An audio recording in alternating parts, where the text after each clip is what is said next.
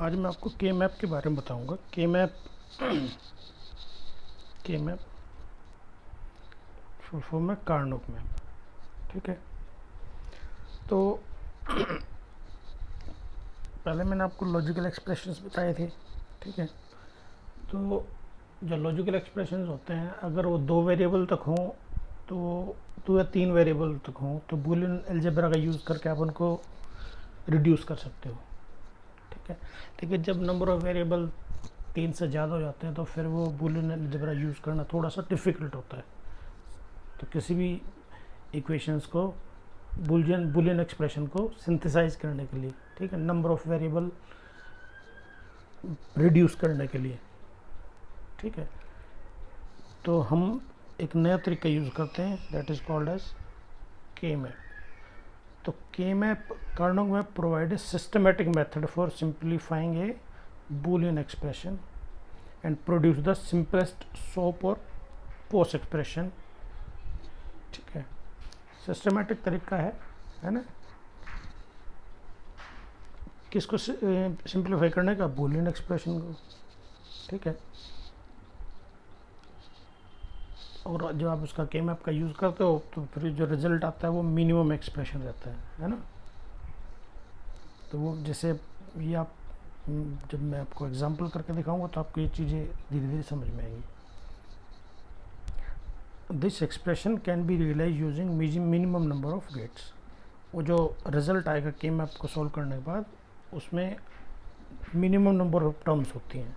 ठीक है, जब मिनिमम नंबर ऑफ टर्म्स हैं तो minimum number of input gates आप उसको रियलाइज़ कर सकते हो। ठीक है, जैसे आपने कोई एक्सप्रेशन दिया हुआ है, बूलियन एक्सप्रेशन है, तो उसमें तीन वेरिएबल हैं। ठीक है, तो के मैप का यूज़ करके जब उसको सिस्टमेटिक तरीके से सिंप्लीफाई करोगे तो उसमें शायद एक वेरिएबल रहे, दो वेरिएबल रहे, है ना। तो आपको जो आईसी यूज़ करनी पड़ेगी वो दो इनपुट के आईसी में काम चल जाएगा, है ना। तो इसलिए इसका यूज़ किया जाता है के मैप का। In K map we insert the given standard SOP और पोस्ट एक्सप्रेशन।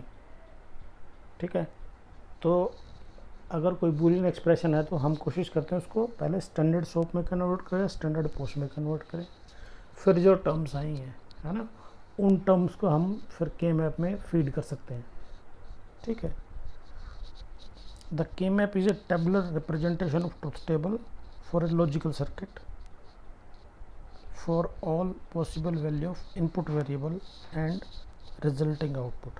ठीक है, तो के मैप में बेसिकली हम करते क्या हैं कि जैसे ट्रुथ टेबल बनती है, एक तरफ नंबर ऑफ वेरिएबल बदल रहे हैं, है ना, उसके अकॉर्डिंगली कोई आउटपुट आ रही है ना। तो हम के मैप में क्या करते हैं, वो जो आउटपुट है ना उस पर्टिकुलर सर्किट की या ट्रुथ टेबल की, वो आउटपुट किस किस इनपुट के हिसाब से है ना, तो वो आउटपुट हम फीड करते हैं के मैप की सेल्स के अंदर। ठीक है, द के map can be use for expressing with, अगर हम यूज़ कर सकते हैं दो वेरिएबल का यूज़ कर सकते हैं 3, 4 एंड 5।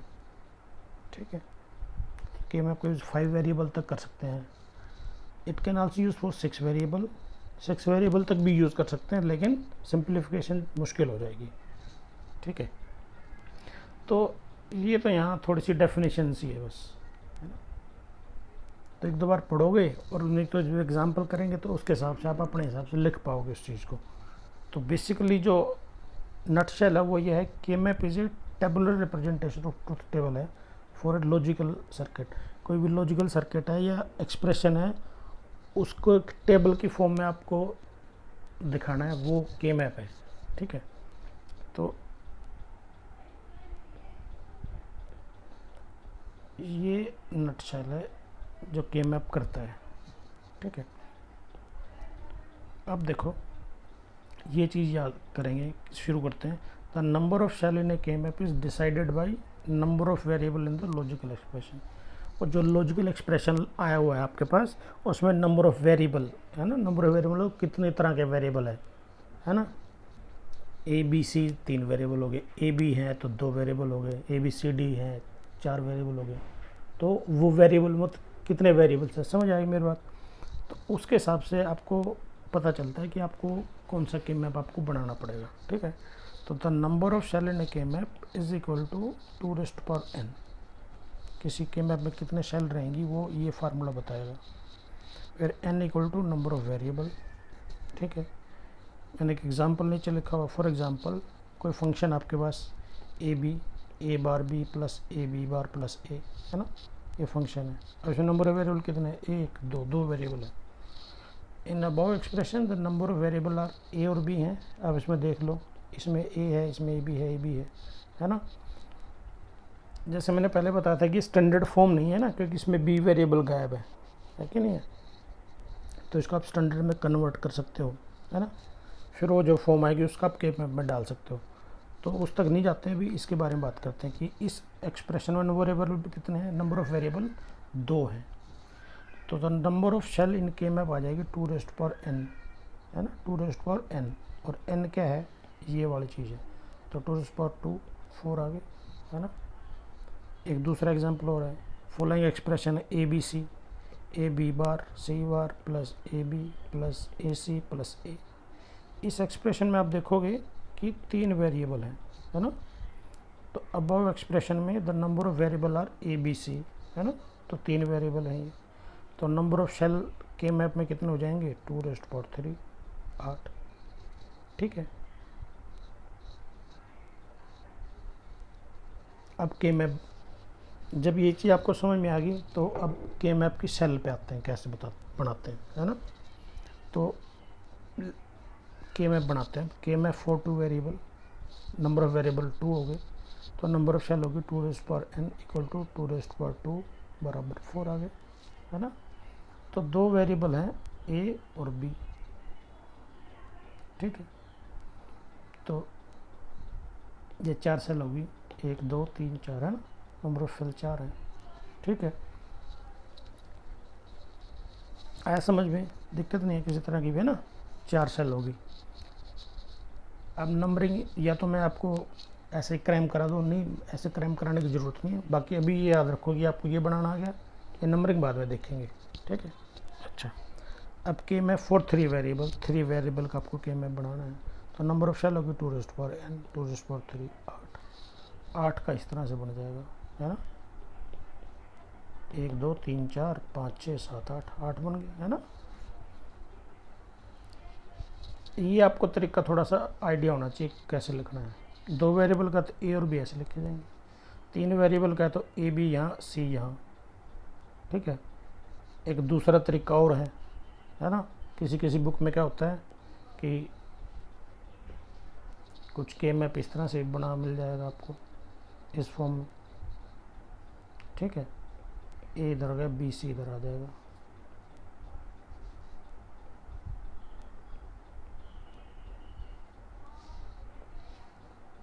बी सी इधर मिल जाएगा, है ना। तो ये भी ठीक है, ये भी ठीक है, जैसे आपको आसान लगे। इस तरह से बनाओगे तो ऐसे लिखना पड़ेगा, ठीक है। इस तरह बनाओगे तो ए यहाँ आएगा, बी सी यहाँ आएगा। इस तरह बनाओगे तो ए बी यहाँ आएगा, सी यहाँ आएगा, ठीक है, याद रहेगा, ठीक है। अगर 4 वेरिएबल होंगे आपके पास तो नंबर ऑफ सेल क्या हो जाएंगे, 2^4 16, है ना। ए बी सी डी ऐसे लिखने का तरीका ये ए बी सी डी। ये 1 2 3 4 5 6 7 8 9 10 11 12 13 14, है ना। 16 टोटल इतनी है, 16, ठीक है कि नहीं है, आसान है, ठीक है। अच्छा, अब ये भी how we number the cell, cell के नंबर जो लिखे हुए हैं वो कैसे लिखे हुए हैं, ठीक है। तो the number of cell as generally the binary equivalent of the cell. ये जनरली ये जो नंबर है ये यहाँ पे ए और बी और सी और डी की,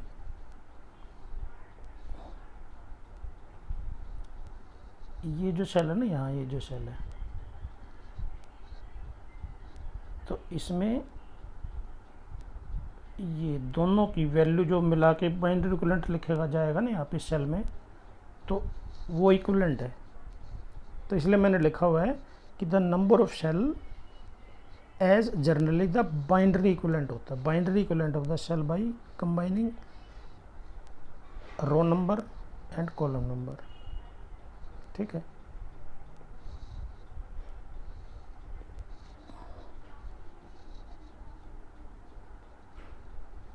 रो नंबर मतलब इस, अब रो नंबर, अब याद रखना कि ये चीज़ पहले लिखी जाएगी, ये बाद में लिखी जाएगी, फिर वो एक बाइनरी इक्विवेलेंट बनेगा।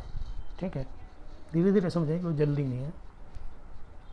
अब देखो नंबरिंग शुरू करते हैं। Number of cell in 2 variable, 2 variable का पहले के मैप बनाएंगे। के मैप ये है, 2 वेरिएबल का के मैप, मैंने इसको लिख दिया नीचे यहाँ पे, 4 सेल बना रखे हैं। ठीक है, 2 वेरिएबल हैं, एक वेरिएबल ए है, वो 0 हो सकता है और 1 हो सकता है ना, बाइनरी में है ना, ए की वैल्यू या तो 0 हो सकती है, 1 हो सकती है। फिर बी वेरिएबल है, 0 हो सकता है, 1 हो सकता है। ठीक है, तो वही चीज़ मैंने लिख दी, ये ए यहाँ था, ये 0 हो सकता है, 1 हो सकता है। ठीक है, बी 0 हो सकता है, 1 हो सकता है। समझ में? अब ये थोड़ा सा ध्यान, बच्चे कंफ्यूज हो जाते हैं इसमें, लेकिन ऐसे कंफ्यूज होने की कोई बात भी नहीं है। देखो इस पूरी रो में ए यहाँ पे 0 है और यहाँ पे भी 0 है, याद रहेगा। ठीक है, इस पूरी रो में ए 1 है, यहाँ पे भी 1 है। इस तरह से देखोगे तो ए 1 है दोनों इसमें, ए 0 है दोनों इसमें। इस तरह समझ में रो के हिसाब से। अब कॉलम के हिसाब से देखो, इस सेल में बी 0 रहेगा, नीचे भी बी 0 रहेगा, इसमें बी 1 रहेगा, है ना 1 यहाँ पे, तो बी 1 रहेगा, यहाँ पे भी बी 1 रहेगा।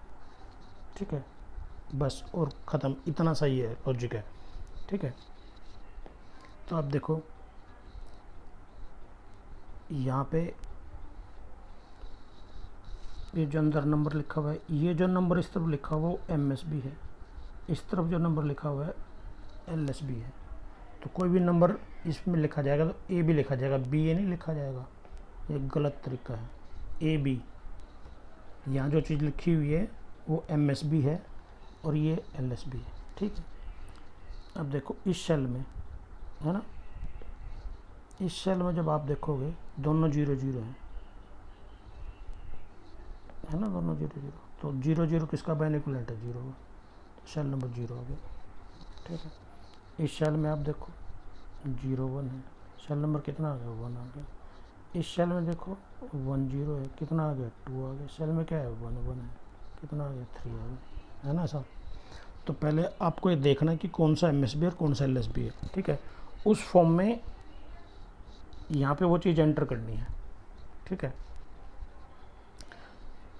फिर अगर 0 है तो उसके ऊपर बार लगा देना है, और अगर 1 है तो यूँ का यूँ छोड़ देना है। ठीक है, एक चीज़ और लिख दो यहाँ पे, ए बार का मतलब 0 है और इसका मतलब 1 है। ठीक है, ये मैंने पिछले लेक्चर में बताया था कि ये जो फॉर्म होती है ना स्टैंडर्ड सोप फॉर्म, तो सोप फॉर्म में क्या है, ए बार का मतलब 0 होता है, ए का मतलब 1 होता है, जिसके ऊपर कोई बार नहीं है वो 1 है उसकी वैल्यू। ठीक है, आए सेल नंबर पता चल गया ना, ये 0 0 का कोड है, मैंने लिखा था यहाँ पे, मैंने लिखा था number of cell generally the binary equivalent of the cell. ये सेल नंबर 3 है ना, ये बाइनरी इक्विवेलेंट है 3 का। सेल नंबर 2 है, बाइनरी इक्विवेलेंट है। सेल नंबर 0 है 0, सेल नंबर 1 है 1 का कोड है।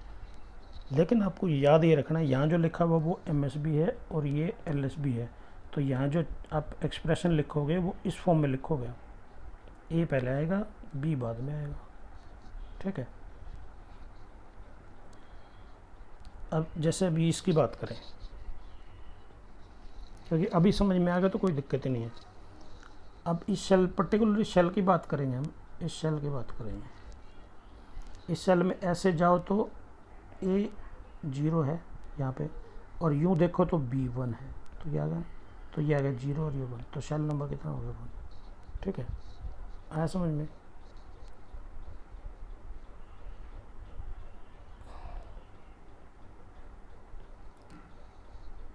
अब आते हैं 3 वेरिएबल की सेल में।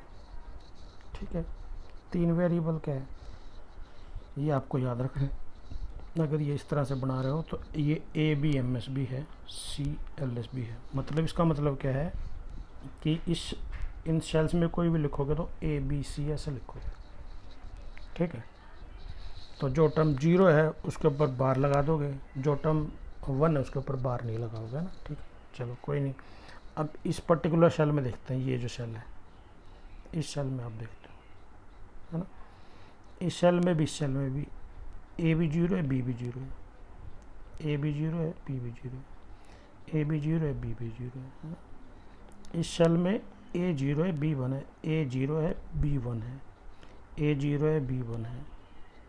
इस सब में A 1 है, B भी 1 है, A 1 है, B भी 1 है, ठीक है। इसमें A 1 है, B 0 है, A 1 है, B 0 है, A 1 है, B 0, ठीक है। इस तरह से लिख दिया आपने भी। अब इस तरह से हो, इस तरफ में क्या है C, तो C इसमें भी 0 है, ये रहा C बार 0 है, इसमें भी 0 है, इसमें भी 0।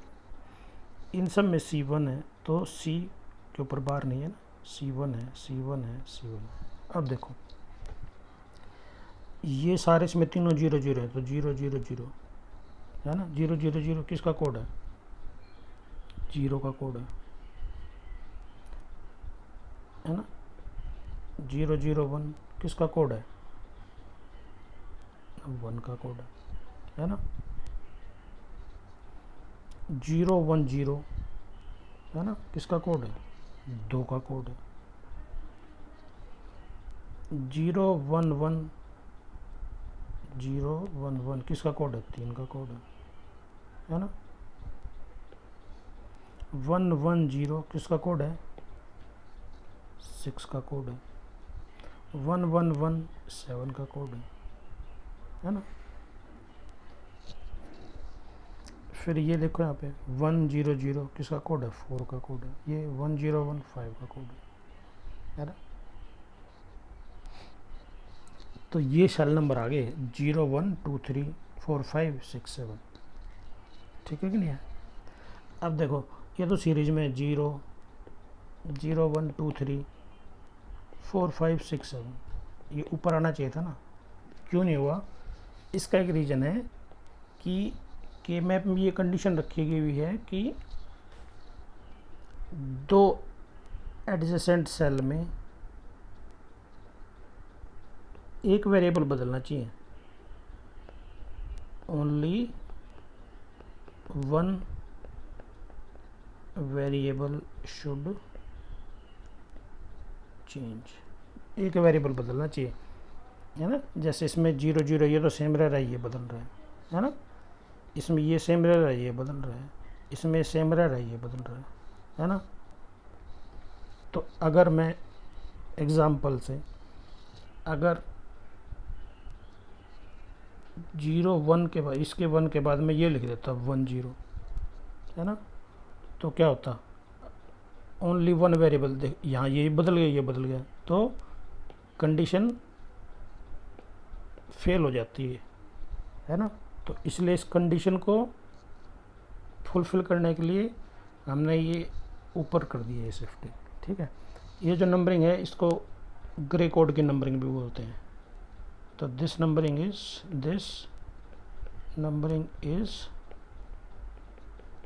Written in gray code, gray code में लिखी हुई है, ठीक है। क्योंकि ग्रे कोड में क्या होता है, जो एडजेसेंट ग्रे कोड होता है उसमें 1 बिट का फ़र्क रहता है सिर्फ, ठीक है। ये नंबरिंग याद रहेगी आपको, ठीक है। अब मैं 4 डिजिट, अगर मैं नंबर ऑफ़ वेरिएबल 4 की बात करता हूँ, है ना, तो नंबर ऑफ वेरिएबल हो गए 4, तो number of cell in K map कितने हो जाएंगे, 2⁴ 16 है ना, जैसे पिछले पेज पे बना रखा है मैंने।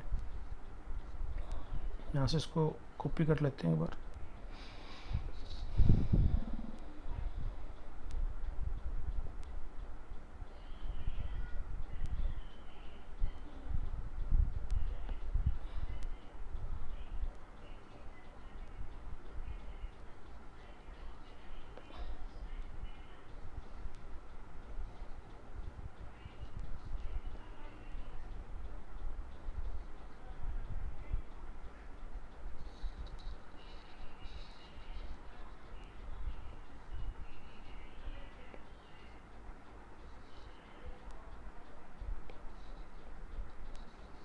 ठीक है।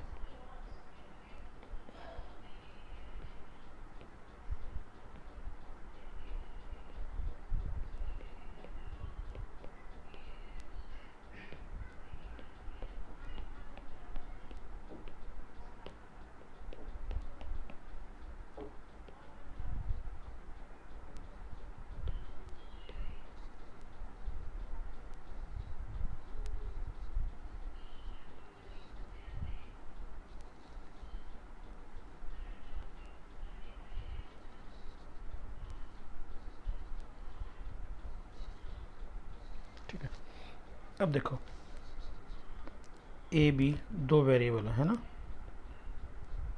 तो दो वेरिएबल जैसे पिछले एग्जांपल में था, दो वेरिएबल 0 0 हो सकते हैं, 0 1 हो सकते हैं, 1 1 हो सकते हैं, 1 0 हो सकते हैं। तो ये चीज़ इस पे वैलिड हो जाएगी, 1 1 1 0 है ना, 0 1 1 1 1 0 है ना। अब वही फिर मैं आपको बता रहा हूँ, आपको ये कंफर्म करना है कि पहले एमएसबी कौन सा है। तो एमएसबी मैं इसको मानता हूँ, इसको एलएसबी मानता हूँ। तो इसके अंदर मैं जो नंबर लिखूँगा उसकी फॉर्म होगी ऐसे ए बी सी डी, ये फॉर्म होगी। ठीक है, जो मैं इसके अंदर लिखूँगा, ए बी पहले आएगा क्योंकि मैंने इसको एमएसबी माना है, इसको एलएसबी माना है। ठीक है, ये फॉर्म होगी। आप इसको अगर ऊपर नीचे आगे पीछे करोगे तो चीज़ें गलत हो जाएंगी।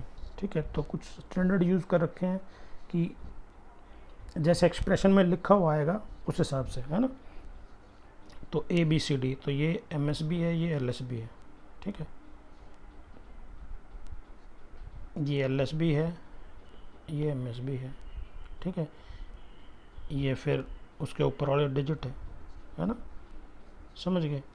अच्छा, अब देखो इन सब में क्या है, ए बी 0 है तो बार बार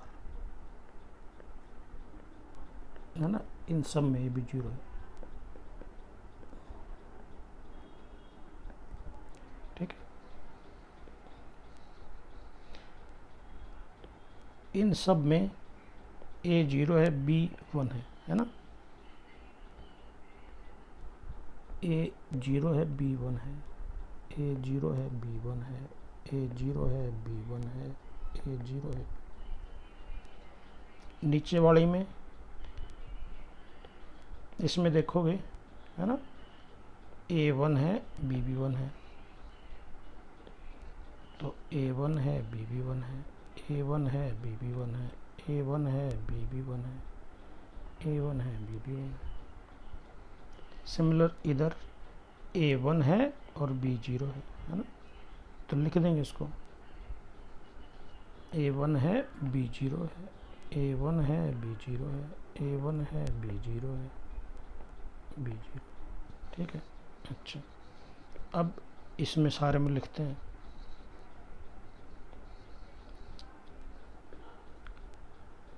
सी 0 है, डी भी 0 है, सी 0 है, डी भी 0 है, सी 0 है, डी भी 0 है, सी 0 है, डी भी 0 है ना। ऐसे ही यहाँ पे सी 0 है, डी 1 है ना, सी 0 है, डी 1 है, सी 0 है, डी 1 है, सी 0 है, डी 1 है, सी 0 है, डी 1। इसी तरीके से यहाँ पे C1 है, DB1 है, C1 है, DB1 है, C1 है, DB1 है, C1 है, DB1 है ना। फिर यहाँ पे C1 है, D0 है, तो C1 है, D0 है, C1 है, D0 है, C1 है, D0 है, C1 है, D0 है ना। आसान है। और ज़्यादा कन्फ्यूजन में ना हो तो आप इसके आगे भी चाहे आप लिख सकते हो ऐसे, ए बार बी, ए बी बार, इसके आगे लिख दो सी बार डी बार, है ना, सी बार डी, सी डी बार। तरीके बहुत सारे हैं लर्न करने के, वो आप देखो आपको कौन सा आपको समझ में आता है। ठीक है, चलो अब देखो मैं इसका इक्वलेंट लिखूँगा, सारे जीरो हैं इसमें, तो सेल नंबर 0 होगी। ये 0001 है, 0001 है तो 1 है। ये 0011 है तो सेल नंबर 3 है। ये सेल नंबर क्या है, 0010 सेल नंबर 2 है ना। ये आप देखोगे ना 0011 है ना। ये क्या है 0123 है ना। ये क्या है 01004 का कोड है। ये क्या है 01015 का कोड है।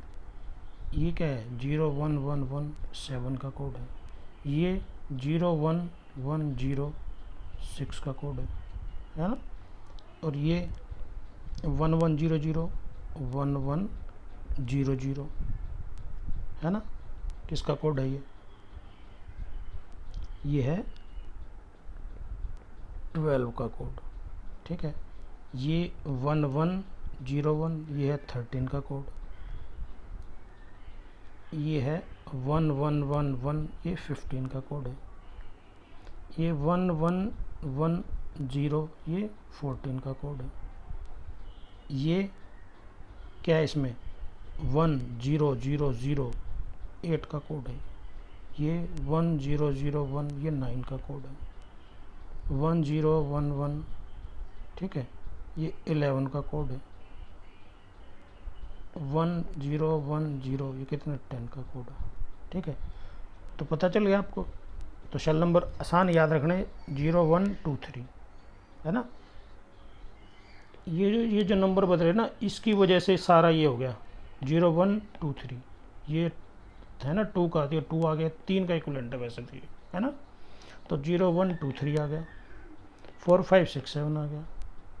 यहाँ पे वो चीज़ चेंज हो रही है, इसलिए यहाँ फिर सीक्वेंस टूट गई है। तो ये क्या आ गया 8 9 10 11 12 13 14 15, ठीक है। याद रहेगा, आसान है बिल्कुल। कोई दिक्कत हो तो आप मेरे से पूछ सकते हो, ठीक है। और एक बात मैं बताऊँ, ये आपको नंबर सिस्टम वैसे आता होगा, तो नंबर सिस्टम अगर आपको आता है तो ये नंबरिंग में कन्वर्ट करने में आपको कुछ ज़्यादा से दिक्कत होनी नहीं चाहिए, है ना। ये तो बेसिकली आपको एक ही चीज़ याद रखनी है, सिर्फ आपको याद रखना है 8421, ठीक है। 8421 जो आप जैसे कोई 1 है तो 1 हो गया, ये 0 ये 0 है, ये 1 है, तो जोड़ दो 8 रख लो, ये 9 का कोड है। 1001 9 का कोड है, ठीक है।